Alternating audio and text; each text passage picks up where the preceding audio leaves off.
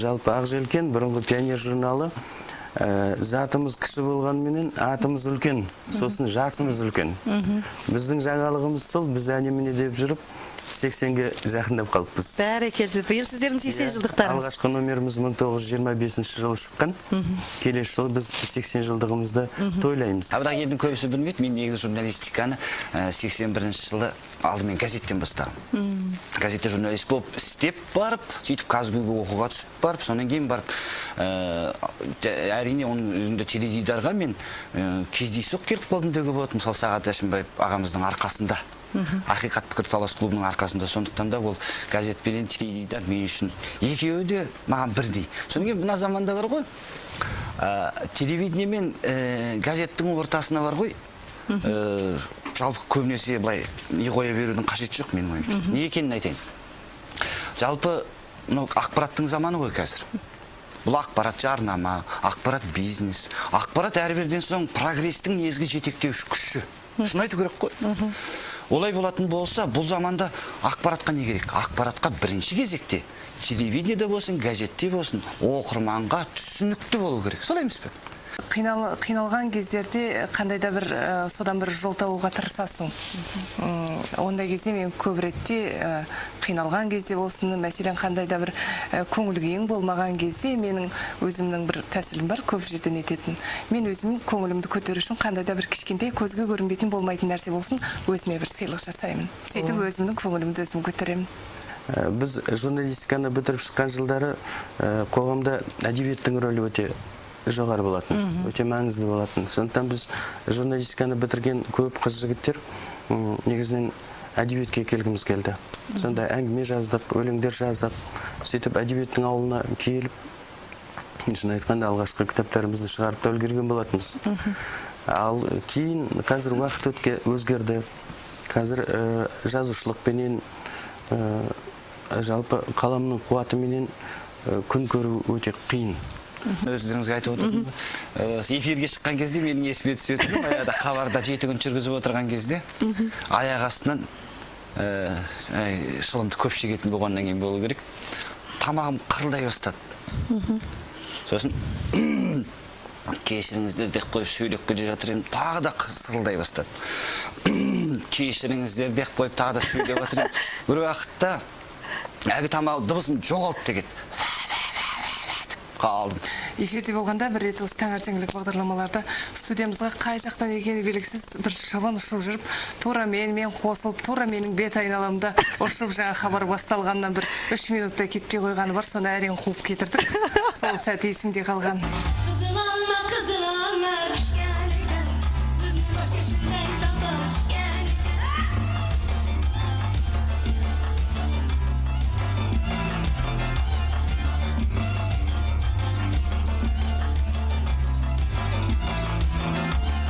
Біздің оқырмандарымыз қызықшында да, хат жазғанда да, редакцияға келгенде де олардың бір ерекшелігі бар. Бала емес пе қанша дегенмен. Олар үлкен сеніммен келеді. Содан кейін ол сенімге селкеу түсіруге болмайды. Мүмкіндігінше біз енді редакцияға келген хаттардың бәрін қазір жариялауға тырысамыз.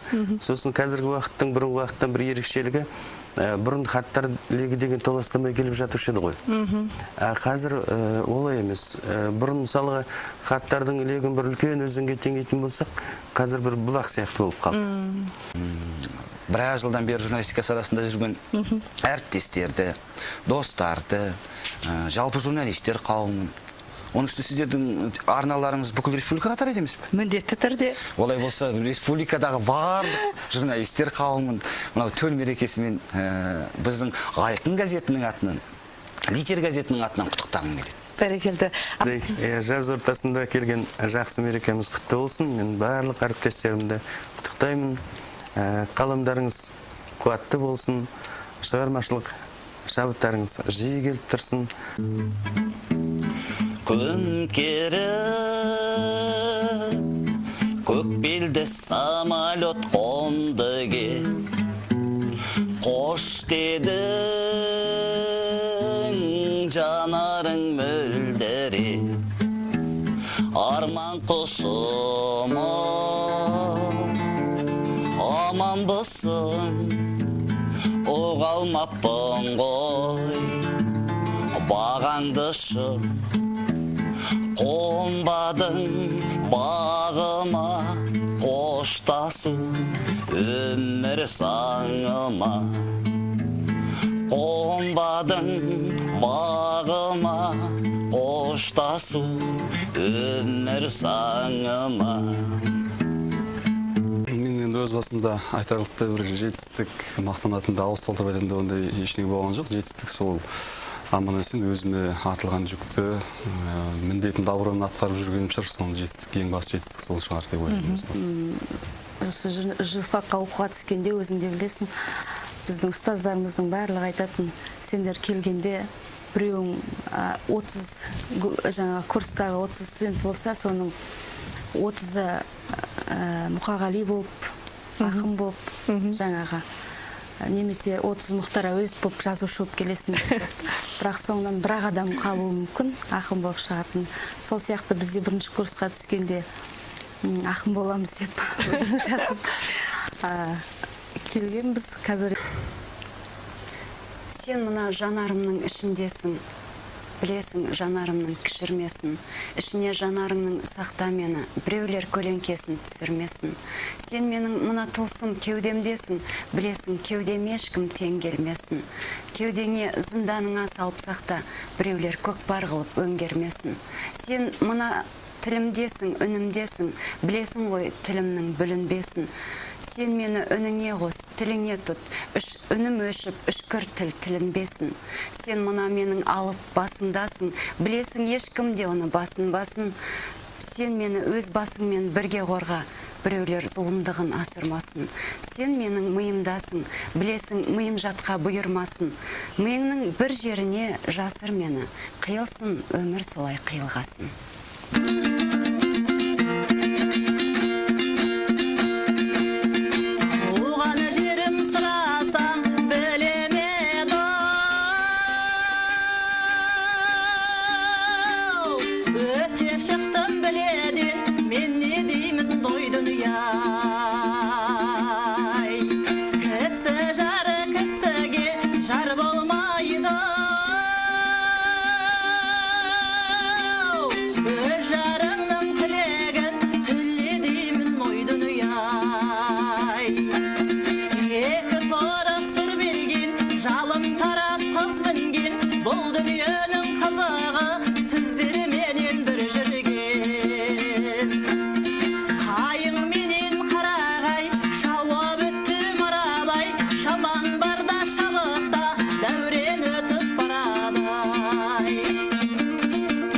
Журналистика саласына келгенде енді бұғанға дейін қызметім мен 5 жылға жуық жоғарғы оқу орнында сабақ бердім, одан 2 жыл мектепте сабақ беріп, жалпы педагогика саласында болған болатын. Содан бір күн ой түсті маған осы журналистика саласына келуге. Сол себептен де оңтүстік Астана телеарнасы жаңадан ашылып жатыр екен, соған журналистер жинап жатыр дегеннен кейін менде барымды киініп, бақанды, асынып, шашынды жасап, түрімді сәндеріп дегендейін жаңағы барынша енді сұлу көрінуге тырысып бардым ғой. Сөйтсем бойы 2 метрге жуық бір жас жігіт шықты. Ол кісі енді былай көріп тұр, менен кішілеу екен, бірақ жаңа ағай деп қоям. Ол кісінің де жаңағы қанат айтпақшы, енді қазір серік бұл кісілерді қой енді қабағы беткен. Тыңдап отырмыз. Алло, саламатсыз ба? Саламатсыз ба? Жеңге сұрақ қойып едім. Егер журналист болмасаңыз, басқа қандай мамандыққа икеміңіз бар? Басқа кім болар едіңіз? Болмаған жағдайда журналист. Рахмет. Енді журналистиканың бәрі өнердің арасындағы нәрсе ғой. Жаңа өздеріңіз байқап отырсыздар, журналистеріміздің бойында мысалы қанша өнер табылып жатыр. Сондықтан басқа қандай мамандықты қалар едім деген мәселе төңірегінде мен ойланып көрмеппін, бірақ кейде шыны керек жасырмаймын. Отырып пародия болсам деген кейде ой келіп қалады, немесе енді басқа кәсіптерде келеді, Қабілетіңіз болып тұрау соған қарағанда пародия жанрына. Бәрі бірақ осы өнердің төңірегінде. Шалқар бағдарламамыз ашылды, мінекей 1-2 облысқа тарап жатыр, әрі қарай осылай тарай берсе екен деп өзіміз тілек білдіреміз. Жалпы Қазақ радиосы енді жаңа бағытта, жаңа өздерінің дәстүрлерінде еңбек етіп жатыр, жастарды көбірек баулып жатырмыз. әлі де осындай жақсы жеміске жетеміз деген ойдамын. Қазір нарық заман деп жатырмыз баспасөз ішінде. Сол осы нарық заманда көптеген басылымдар, жаңағы жекеменшік басылымдар қаптап кетті. Бірақ әрқайсысы қалайда тираж жинаудың қамымен неше түрлі нәрселерді жазады. Ал Ақбосағаны білетін оқырмандар болса, осы 13 жыл бойы біз тек қана заманның ығына қарай жақсы нәрселерді жастарымызға, әсіресе ауылдан келген қазақ қыздарына иба әдеп мәселесін көтеріп жүрген басылым.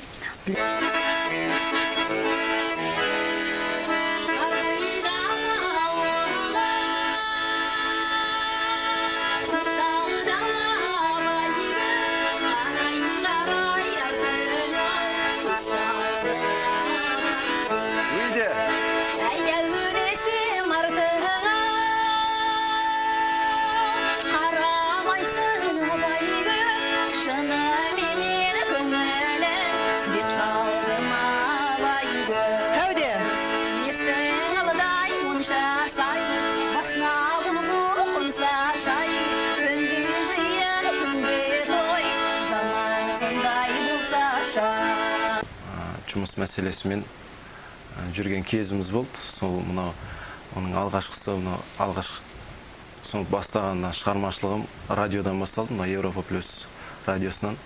Содан кейін бірақ кейіннен осы тағдырдың жазуымен деп айтсақ болар, 31-ші телеарнаға ауысып, жаңалықтар қызметіне, содан шығармашылығымыз, ең журналистік сапарымыздың ең алғашқы қадамы осы радиомен 31-ші телеарна болды. Біз алғаш осы бағдарламаны бастап, осы жұмбақ кейіпкермен жұмыс істеген кезде, жұмбақ кейіпкер табу шынында да қиын болды. Сонда біз шынында бір театр институтында оқитын бір қызды жасанды бір сценариймен осындай әңгімені айтып бер дедік қой. Ол жаңа қызымыз сахнаның, ол кезде бізде ағаш болатын, естеріңізде болса, ортада жасыл ағаш, көшіп жүрген бұлттар, ақша бұлттар. Сонда жаңа қызымыз айтады: әбден қысылды, қымтырылды, мен әрде сүйредім, берде сүйредім, жаңағы аузына сөз салып берем. Сонда ол осылай ғой, былай ғой деп тұрып айта алмады. Содан кейін шыққаннан кейін Исаға не болды десем, сендердің ағаштарыңа қарап отырып не айтарымды ұмытып қалдым дейді. Мынау ағаш екен деп ойласам, мынау сурет екен ғой. Жалықтың бекен жылауық күйкі кейпімнен, түңілдің бекен тағдырға артқан кегүннен, адалдығымды айтып ақтарылсам да алдыңда, періште емес едім мен, періште емес едім мен. Жылай бердім ау жаныңа артып жайлыны, сезім сөздердің сел болып ағып айбыны, күйімді ұқсаң ау кезінде сені іздеген, жаныма таппай жайлыны. Күйімді ұқсаң ау кезімде сені іздеген, күнім бір қарау жыралмай өткен ізбенен, пендеде кім бар жұбатады мені жабырқап, жұтаған өңсіз күзгемен. Пендеде кім бар біреудің тартар азабын, бар сәнім сенде өзіңсіз жаным азалы, талай сыр өлген кеудемде тағы тұншықтау, өзіңе жетпей ғазалым, өзіңе жетпей ғазалым. Ендеше сылдыр үзбе айқой, сылдыр үзбе екеуін ай, қасыңа біз келгенде білдіңіз бе, тұсына ауылыңның айқой, келіп қалдық екеуін ай, етесіз қандай сыйды енді бізге. Хаттардың жаңағы почтаны қарап отырамыз күнде. Мен өзім негіз хаттармен жұмыс істеймін. Сон бір күні есік қағып тұр. Сон почта шығар деп жаңағы ашсақ, бір жігіт үлкен қабымен Ақбосаға осы ма деп, иә, осы.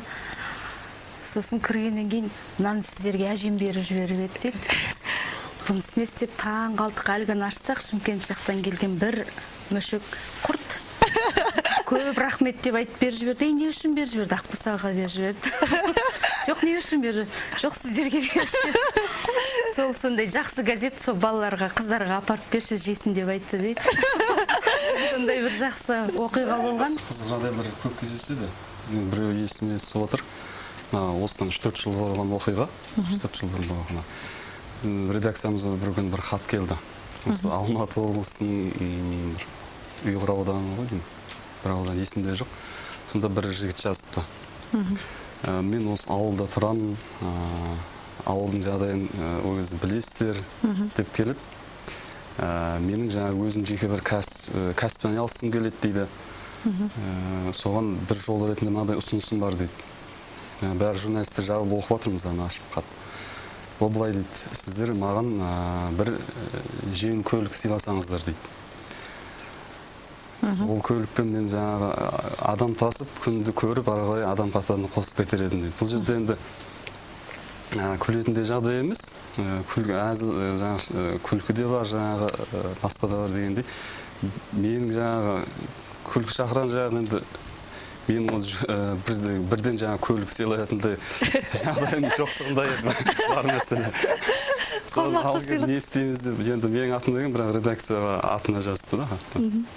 Сөйтсе дәл сол уақытта жаңа бір ескі көлігім бар еді, жаңа журналист әріптестерім әзілдеп жатыр ғой, сен соны бересің.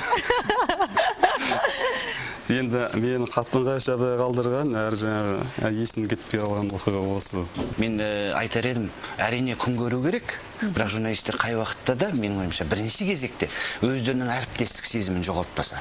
Ақпараттар айқасы болып жататын шығар, бірақ бір-бірінің арына тимесе. Сонан кейін әрбір мереке сайын сол кезде, өзі біздің жаздағы мерекеміздің кезінде жүзіміз жарқын болып жүздесеміз. Әрине. Иә, бір-бірімізге сөз айтқанменен бір-бірімізге қанжар салыспайық.